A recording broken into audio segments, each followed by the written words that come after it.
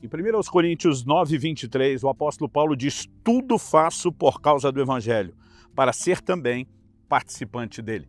Basicamente, Paulo estava dizendo: eu não fui apenas alcançado pelo Evangelho, eu não sou apenas beneficiado pelo Evangelho, eu preciso dar tudo de mim em prol do Evangelho para que ele avance. Talvez tentando usar uma linguagem moderna, eu diria que em vez de uma mentalidade apenas de consumo, ele tinha uma mentalidade de sócio.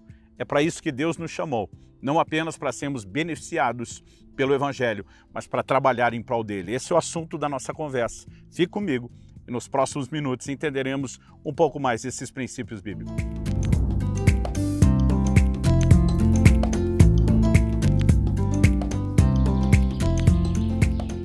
Olá, estou hoje na cidade de Campo Mourão, no estado do Paraná, passando para trazer mais uma palavra ao seu coração. E a nossa conversa hoje diz respeito à declaração de Paulo de sermos participantes do Evangelho. Algumas traduções optaram pela expressão cooperadores, outras co-participante do Evangelho.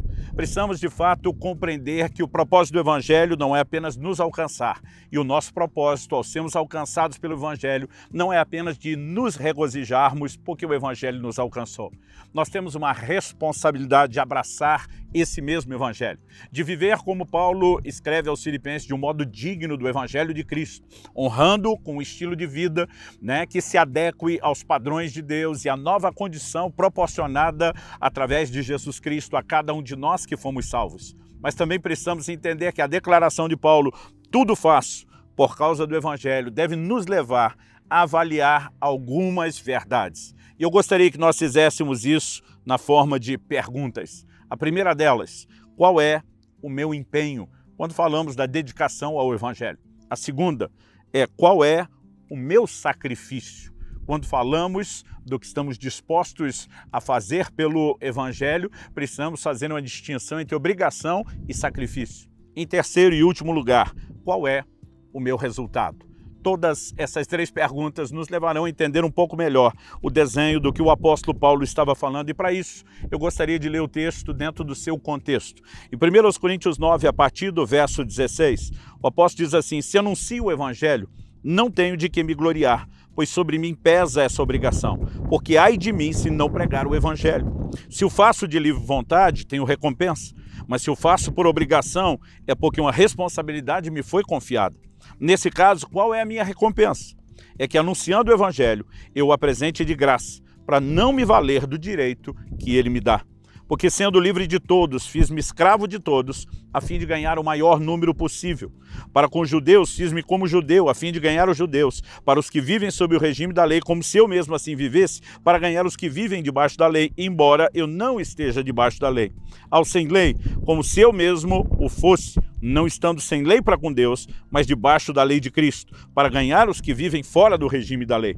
Fiz-me fraco para com os fracos, a fim de ganhar os fracos. Fiz-me tudo para com todos, a fim de, por todos os modos, salvar alguns. É nesse contexto que o apóstolo diz: tudo faço por causa do Evangelho, para ser também participante dele. Bom, como eu disse, a minha primeira pergunta é: qual é o meu empenho?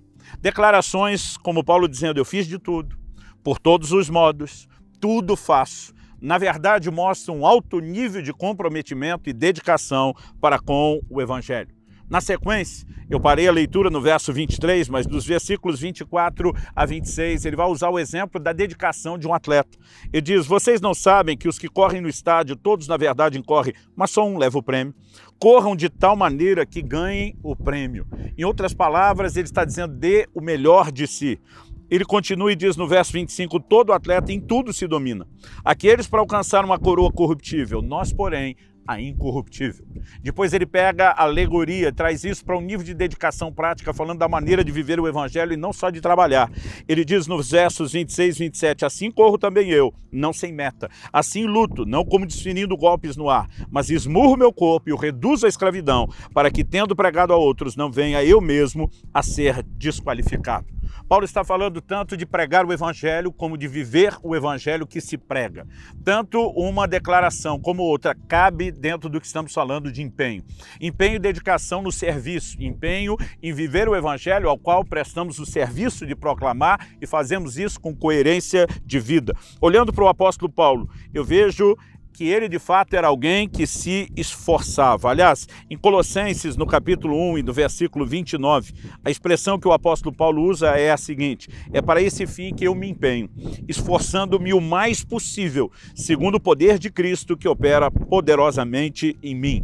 Ou seja, não se trata de mera e unicamente o esforço humano isolado, mas colocar toda a dedicação humana, utilizando ao mesmo tempo os recursos da graça de Deus. Ele está falando de dedicação. Até porque, como diz Jeremias 48:10, maldito é aquele que faz a obra do Senhor relaxadamente. Nenhum de nós deveríamos brincar com o Evangelho, mas dar o melhor de nós. A graça nos leva além da nossa capacidade, como Paulo diz em 1 Coríntios 15:10. Eu trabalhei mais do que todos os apóstolos, não eu, mas a graça de Deus comigo, porque ela é uma força capacitadora. Mas isso não significa que, por outro lado, eu não tenha que dar o melhor de mim, que eu não tenha que cooperar com a graça de Deus e com os recursos divinos.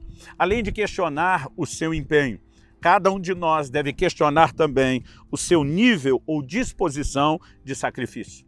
Nós precisamos distinguir a obrigação de sacrifício. O apóstolo Paulo diz: ai de mim se não pregar o evangelho. Em outras palavras, ele está dizendo: se eu pregar o evangelho, eu apenas estou cumprindo uma obrigação que me foi imposta. Não estou fazendo nada além daquilo que eu já tinha a obrigação de fazer. Então, ele destaca: decidi fazer a minha obrigação, cumprir a minha obrigação, sem usar dos direitos que aquilo que me foi confiado poderia me valer. Ele diz: então sim, comecei a abrir mão de privilégios que eram direitos de quem proclama o Evangelho. E muitas vezes ele vai falar de não viver do sustento do Evangelho, dele trabalhar com as suas próprias mãos, embora o Senhor diz que quem prega o Evangelho deve viver do Evangelho. Paulo estava dizendo: nesse momento eu consegui distinguir a obrigação e entrei no lugar de sacrifício, de espontaneamente abrir mão daquilo que seria meu por direito, para mostrar que o meu coração não é só cumprir a obrigação, mas é ir além. E nós precisamos ter uma mentalidade que nos leve além da obrigação. Nós podemos dar mais do que aquilo que somos exigidos a fazer. E ao olhar para as Escrituras, nós percebemos que quando acrescentamos o sacrifício, indo além do cumprimento da obrigação, isso aumenta a recompensa, isso aumenta o galardão. Paulo algumas vezes chamou essa sua disposição de sacrificar o que ele não era obrigado de uma glória, pela qual ele preferia morrer do que abrir mão dela, porque ele estava ofertando algo a Deus que ia além do seu empenho, ia além da dedicação. Ou seja, não era uma dedicação atrás de reconhecimento, era uma dedicação onde ele dizia para Deus: eu abro mão até do que me é direito, porque o Senhor é digno. Nós precisamos entender que nosso esforço e nossa dedicação não é para alcançar nenhum tipo de dignidade. A graça é favor imerecido. Ela nos deu o que nós não merecíamos e o que nós nunca mereceremos. Mas a nossa dedicação não é para tentar sermos dignos, é porque o Evangelho que nos alcançou é digno. Aquele que nos deu o mérito que nunca tivemos é digno. E esse Evangelho precisa ser honrado, honrado com o nosso empenho, honrado com o nosso sacrifício. Essa mensagem não é contraditória à graça de Deus. A pergunta a ser feita é: até onde estamos dispostos a ir pela salvação dos outros? Paulo diz que ele mesmo preferia ser anátema, separado de Cristo, sentenciado à perdição eterna do inferno, se isso salvasse os seus patrícios. Eu muitas vezes me questionei: será que eu chegaria a esse ponto de abrir mão da minha salvação em prol da dos outros? Mas ele estava dizendo que ele estaria disposto a esse tipo de sacrifício, embora o Evangelho não envolva essa troca. Ele estava falando de um coração de abnegação. Em terceiro e último lugar, nós precisamos nos questionar: qual é o meu, o seu, o nosso resultado? Pelo esforço, Paulo dizia: eu tento salvar o maior número possível. É o que ele diz no verso 19, e nós sempre deveríamos pensar grande. Mas quando falamos em termos do que faz valer a pena, a salvação de alguns. Paulo diz, que ele tentava salvar a todos e ele queria ver se, usando de todos os meios, ele conseguia salvar alguns. Porque mesmo que a gente não consiga resultado com todos aqueles para quem pregamos, aqueles alguns que conseguiremos resultados terão feito valer a pena todo o esforço e sacrifício. E mesmo uma pessoa que vai negar o Evangelho, ela tem o direito de ouvi-lo e um dia responderá diante de Deus por ter ou não aceitado esse Evangelho. Ou seja, ao mesmo tempo que nós pensamos grande, Nós não podemos desanimar quando parecemos ter alcançado menos, porque cada pessoa alcançada é valiosa, é preciosa, é importante aos olhos de Deus e cada alma ganha deve ser celebrada. Mais do que o resultado visível, eu e você devemos focar no galardão eterno. Um texto que me chama a atenção desde a minha adolescência, quando falamos de ganhar almas, de proclamar o Evangelho. Está lá em Daniel capítulo 12, verso 3, que diz: os que forem sábios resplandecerão como o fulgor do firmamento, e os que conduzirem muitos à justiça brilharão como as estrelas, sempre e eternamente.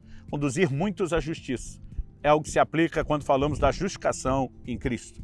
Resplandecer como estrelas. Paulo usa essa figura em 1 Coríntios 15, quando ele fala da ressurreição dos corpos e do galardão que vem depois. Eu e você precisamos entender que aquilo que fazemos para o Senhor terá galardão e recompensa eterna.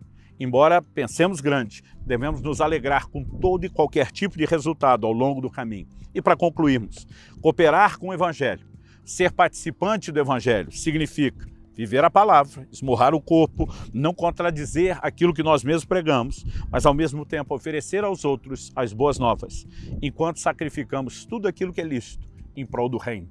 Repetindo o que falei na introdução, é não ter uma mera mentalidade de consumo, é ter uma mentalidade como se fôssemos de sócios. Deus nos chamou para cooperar com Ele nesse grande empreendimento da expansão do Evangelho. Esse é o nosso privilégio, é mais do que uma obrigação, merece nosso empenho, sacrifício e no final terá valido a pena. Que Deus abençoe o seu coração e que você também seja, no sentido pleno da palavra, um participante do Evangelho.